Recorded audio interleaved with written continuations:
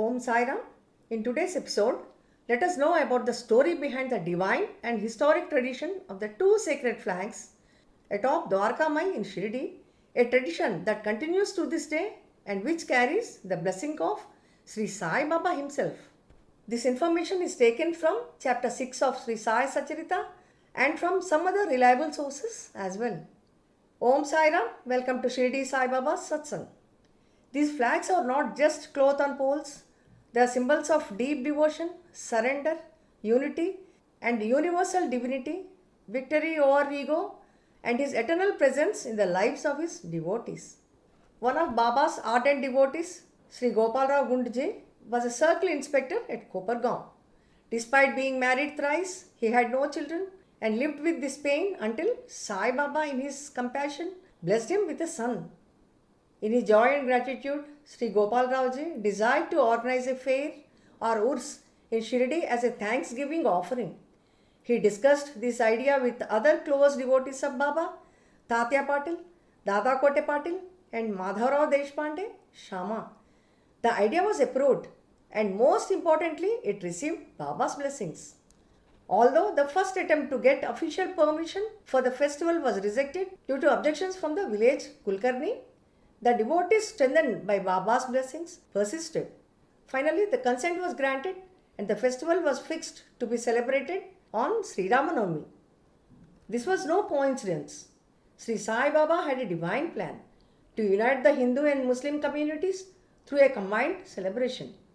The Urs, a Muslim tradition, and Sri Ramanavami, a Hindu festival, was celebrated together, reflecting Baba's message of universal harmony and oneness of all religions. When preparations for the first Sri Ramanavami began in 1898, Sri Gopal Raoji reached out to his friend Damu Anna Kasar of Ahmednagar, who also suffered from childlessness. Just like him, Damu Anna too was blessed by Baba with children. As part of the celebrations, Gopal Raoji requested him to prepare a simple flag for the procession. At the same time, another devotee, Sri Nana Sahib Nemonkarji, was moved by devotion and offered an designed green flag. These two flags, one plain and one designed, were taken in a grand procession through the village of Shirdi, accompanied by singing, chanting, and deep devotion.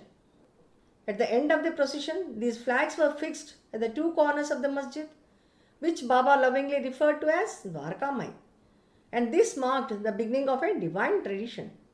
To this day, the descendants of these two devotees, Sri Gopalrao Gundje and Sri Nana Sahib Nemonkarji, continue the sacred tradition every year during the Sri Ram Navami festival.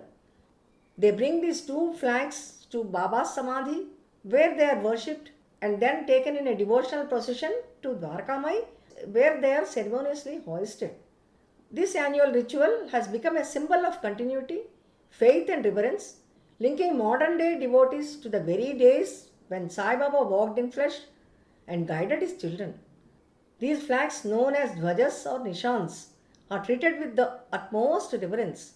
They are not only offerings of cloth, but symbols of victory, of spiritual conquest, of devotion over ego, and of unity over division.